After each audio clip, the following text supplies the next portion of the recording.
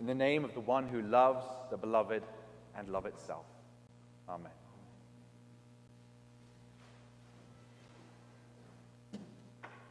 For me, to live is Christ, to die is gain. And a little later in the letter, St. Paul also says, live lives worthy of the gospel of Jesus Christ. I'm not sure that Ruth Bader Ginsburg would put it in quite that way, but I think she'd understand the underlying sense that Paul was getting at. You know, he explains what it means to live is Christ, to die is gain, by saying this: if I live, I can work. And if I die, I can be at peace. And Justice Bader Ginsburg certainly worked. She worked in this life inspired by her faith and by who she was as a person to do great things. But now she can be at peace. And that's my prayer. I had a whole sermon prepared for today, but then the passing of Justice Bader Ginsburg on Friday made me rethink it. Although, as I began to think about what I was going to say, based on the gospel that we just heard and the godly place story that we just heard from Kathy, I realized that some of what was in there really does fit with the inspiration that I get from Justice Bader Ginsburg. So I'll start with some of those thoughts I was going to preach anyway, but I might end in a different place. Jesus was a great speaker. I'm not sure that any of us have quite captured, or any of the movies that have been made about him have quite captured just how good he is. I think particularly of that great visual presentation of the life of Jesus, the Jesus of Nazareth, with Richard Chamberlain playing Jesus. And I remember listening to an interview with him saying, you know, how did he decide to play that part? What was he trying to do? And he said, well, because Jesus was such a great person, I didn't really know what to do, so I just sort of stood up and said the words. And I kind of thought, yeah, that makes sense, because I always think when I watch that he looks kind of flat. And he doesn't particularly engage me, and I'm not sure that Jesus is the great Jesus who really moved people with his speeches. I'm not sure that kind of slightly lacking animation presentation of the words of Jesus communicates who the man was. I like to think about all the people that have ever moved me when they've been speaking and what they're like. Most of them have pretty good jokes. Stand-up comics, particularly, I like. But even politicians or preachers can have a sense of humor. And also, I feel like they're speaking to me. They're speaking to me. They're not kind of speaking in generalities. So when I look at Jesus, I want to think to myself, how was it that he reached people? I think he was an awful lot more funny than we give him credit for, and that the TV shows and the movies we've made about him give him credit for as well. I would love to see somebody make a movie of Jesus and get a really good stand-up comic to play the main character, to play Jesus himself. I always thought it should be Eddie Izzard, because I love Eddie Izzard and he really moves me. He's really funny. But he's a bit old now, and he's definitely an atheist, and he might not want to play the part. So somebody suggested to me recently a different stand-up comic that could play Jesus, Hannah Gadsby. The irony of an Australian lesbian playing Jesus would be really interesting in itself, but what I really love is the way in which Hannah Gadsby tells jokes and makes a point at the same time. In Nanette, her first TV special, it was remarkable to watch. She had me with the laughs at the beginning, with the way that she was telling jokes, even a joke about the way in which she was mistaken for a man at a bus stop, and then when it was found out that she was a woman, there was embarrassment and difficulty in that moment, and she made a laugh out of that. She explained that the way in which jokes work is that there's some kind of dissonance, there's some kind of social difficulty that's taking place. But the humor helps us resolve it and laugh about it. She explained the structure of a joke. And after she told some jokes and made me laugh by bringing out stories from her past in a way that was amusing, she then deconstructed them. And she then said there's a bit of a problem with the way these jokes work. Because actually, that experience of being at the bus stop and being mistaken was a traumatic one. It wasn't just embarrassing. She experienced abusive behavior from the person who was tackling her, who misunderstood who she was. It was painful. And she said, I, in my life, have taken the things that have been painful and I've turned them into jokes to make you all laugh, but I'm not going to do that today. So the first part of her show was all about the jokes and the laughing. And then in the second half, she said, I'm going to refuse to resolve this situation for you and leave you wrestling with it as an issue.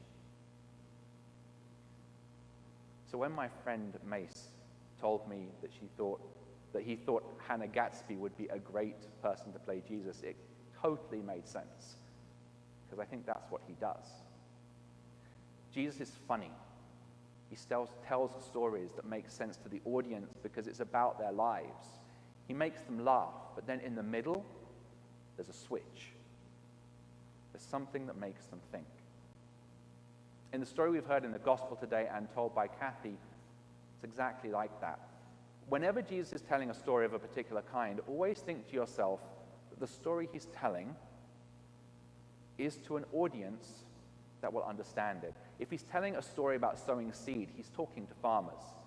If he's telling a story about finance, he's talking to a bunch of financiers. If he looks out into the crowd and he sees that there's a lot of day laborers, he's going to go to one of his stories about day labor, like the one that we have today.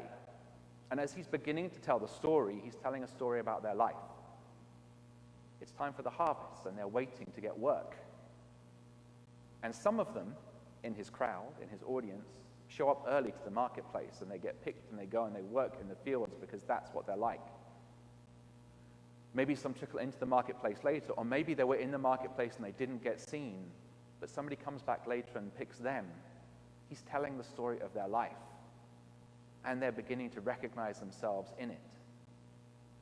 And maybe he's telling in an animated and a lively way. He's adding some personality and some character to the different people, the ones who are fastidious and really turn up early, the ones who come a bit late, the ones that laid in, the ones that didn't get there quite on time, the ones that were in the marketplace but hiding in the shadows because they didn't really want to get picked because it was a bit too hot.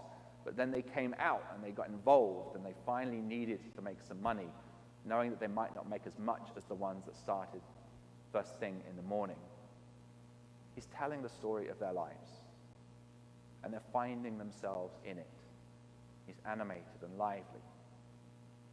And then he gets to the end. The ones that only worked an hour are paid the full day's wage. I think Kathy had it at 4 coins. Then the ones that came at noon are paid the same wage as well. And people start scratching their heads and saying, wait a minute, this isn't the entertaining story that we thought we were enjoying. Something else is going on here. And then the ones that turned up first thing in the morning at 8 a.m. and worked through the heat of the day get paid 4 coins as well. There's a sting in the tail of the story that makes them think and really draws them in and makes them argue with him. They're uncomfortable. They're angry. This is wrong. And rather than doing what I'd probably do, which would be to sit down and try and hear their complaints and concerns about my sermon, and then think about it and try and justify what I'd said in a meaningful and thoughtful Episcopalian way, he says, why can't I do what I want with what's mine? He pushes it back at them. It's almost as though he's saying, if you expect the economy of God's kingdom to be anything like free market capitalism, you are going to be sorely disappointed. And he leaves them with something to think about. What do you think about this? How does it feel to you? I love the way Kathy told the story, and I have been reading some of your responses on my iPad at the side about what the kingdom of heaven and the economy of the kingdom of heaven should look like. How did those ideas form in you? Where did you get them from? You know, one thing that I really think about this story is the way in which groups function. Kind of interesting. As I was listening to people talking about it in Bible study earlier on this week, somebody said, oh, the 8 o'clockers turned up, and they had one perspective, and then the 11 o'clockers turned up, and they had another, and then the 3 p.m. people turned up, and we grouped them into little sections. And I realized that what Jesus was doing in this story was to do that, was inviting us to contemplate ourselves as being part of a group. And the way in which times were associated with the particular sets of people made me think about the times that we celebrate services in normal circumstances, the 7:30 group, the 9 o'clock group, the 11:15 group. How do we look at each other from within those groups?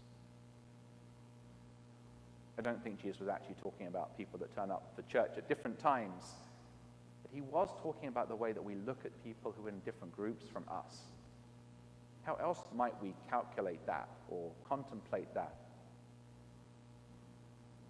How about the people who have been celebrating the faith for many years and are part of the community for decades versus the people that just came through the door? How about the people that are in my social setting and background, my educational demographic? How about the people that are in my economic strata versus the people that aren't?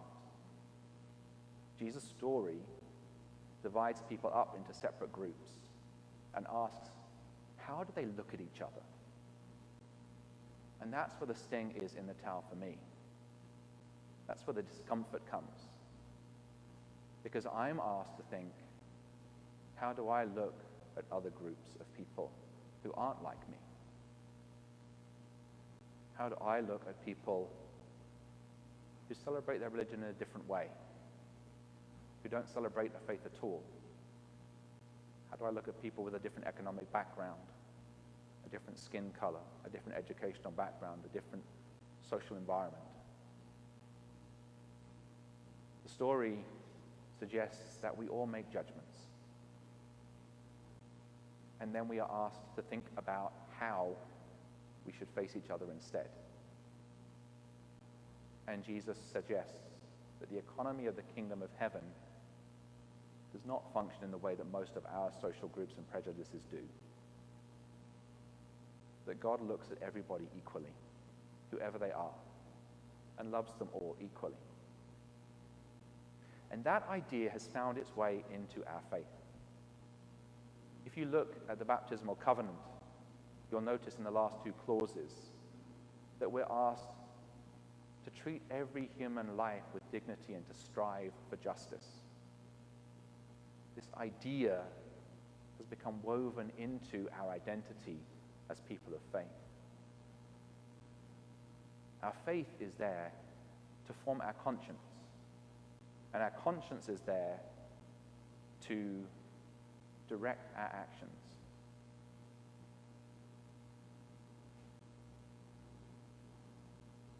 So that's where my thoughts ended, and I want to go back to Supreme Court Justice Ruth Bader Ginsburg, who passed away on Friday. And I wonder how her faith, her Jewish faith, formed her conscience. I talked to Karen Stiller, one of my Jewish friends, this morning, and she said that her community was mourning. Yesterday was Rosh Hashanah, the Jewish New Year.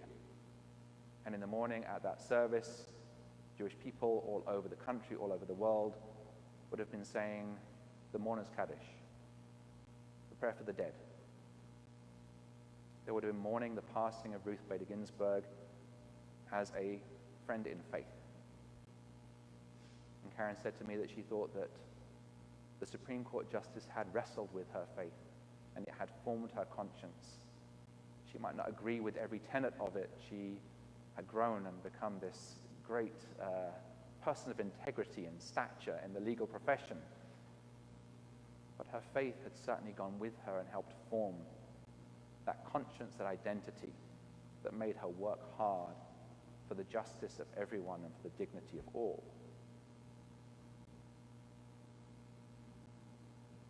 So So in the context of that conversation, I thought more about the Mourner's Kaddish. I wondered whether I might say it today, but I don't think that would really work in the context of a Christian service of worship. It's a precious prayer for the Jewish people, said amongst themselves to deepen community and to extend their grief, to help process it. It's a comforting prayer. But you can look at it online and look at the words in English translation, which don't do the Hebrew justice. What you'll find is a prayer that does not talk about grief or loss, so much as it talks about the place of God in the universe and the need for justice in our world. Just like our baptismal covenant, the Mourner's Kaddish is a prayer that reminds us that our faith is all about justice.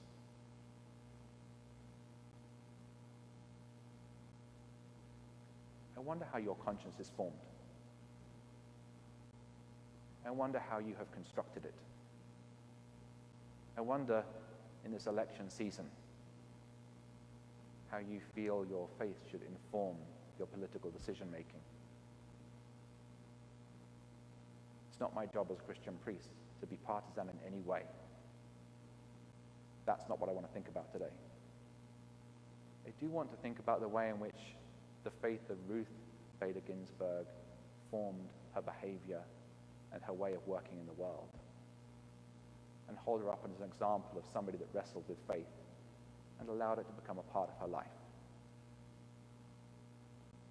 If you look at all of our Supreme Court justices, you'll find that before Justice Bader Ginsburg died on Friday, there were 3 that were Jewish, and the other 6 were raised Roman Catholic, and 1 converted to Episcopalianism later in life. It's interesting to me that those 2 particular traditions, Judaism and Roman Catholicism, have a real relationship with the spirit of the law. And I wonder if those justices, when they were in catechism or shul, as they were growing up, wrestled with the idea of law in a deep way, and it inspired them to want to live lives of justice. I wonder if each of them has wrestled with their consciences to take them on their vocation.